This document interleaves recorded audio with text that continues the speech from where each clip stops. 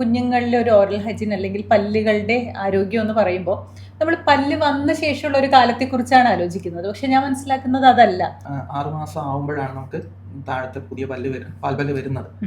അപ്പോൾ അതുവരെയുള്ള feeding practice ഭയങ്കര ക്രൂഷ്യലാണ്.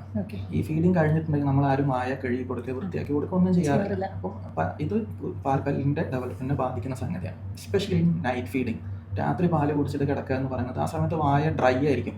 നമ്മൾ ഉറങ്ങുന്ന സമയത്ത് സലൈവേഷൻ കുറവാണ്, ഉമിനീരില്ല, വായ കൂടെ ചിലപ്പോൾ ശ്വാസം എടുക്കും. ആ സമയത്ത് നന്നായിട്ട് ഡ്രൈ ആയിരിക്കും. പിന്നെ ഈ അടിക്കടി പാല് കുടിക്കുക എന്ന് പറയുന്നത്, നമ്മളെ പാല് എന്ന് പറയുന്നത് നന്നായിട്ട് ഷുഗർ കണ്ടന്റ് ഉള്ള സാധനം, ലാക്ടോസ് എന്ന് പറഞ്ഞിട്ട് ഷുഗറാണ്. അപ്പോൾ സ്വാഭാവികമായിട്ടും പുതിയ പാൽപല്ല് വരുന്ന സമയത്ത് അത് ദ്രവിച്ച് വരാൻ കാരണമാവും. അതാണ് നമ്മൾ ഈ നഴ്സിംഗ് ഏരീസ് അതിന് പേര് തന്നെ പറയും, പാല് കുടിക്കുന്നതുകൊണ്ട് വരുന്ന കേട്. അപ്പോൾ അതിന് നമ്മൾ ചെയ്യേണ്ടത് ഒന്ന് കിടത്തിയിട്ട് കഴിയുന്നതും പാല് കൊടുക്കാതിരിക്കുക എന്നുള്ളതാണ്. രാത്രിയെല്ലാം പാല് കുടിക്കുന്ന സമയത്ത് ബേബീനെ ഇരുത്തിയിട്ടേ നമ്മൾ കൊടുക്കാവൂ. പിന്നെ കുടിച്ച് കഴിഞ്ഞിട്ടുണ്ടെങ്കിൽ നമ്മൾ കുറച്ച് വെള്ളം ഫീഡിംഗ് ബോട്ടിൽ എടുത്ത് വെക്കണം, ജസ്റ്റ് ഒന്ന് സക്ക് ചെയ്യിക്കാൻ, ഈ പാട ഒന്ന് വാഷ് ഔട്ട് ചെയ്ത് പോകുന്നത്. അല്ലെങ്കിൽ നമ്മൾ കോട്ടണോ തുണി എന്തെങ്കിലും വിരലിൽ ചുറ്റി ഈ ഗം പാഡ് ഒന്ന് വൃത്തിയാക്കി കൊടുക്കണം. നമ്മൾ ആരും ഇതൊന്നും ചെയ്യാറില്ല. സ്വാഭാവികമായിട്ടും പല്ല് വരുന്ന സമയത്ത് ദ്രവിച്ചിട്ടാണ് വരിക. പല്ലിന് കേടോ വേദനയൊക്കെ വന്നു കഴിഞ്ഞാൽ നമ്മൾ ട്രീറ്റ്മെൻറ്റ് എടുക്കേണ്ടതായിട്ട് തന്നെ വരും.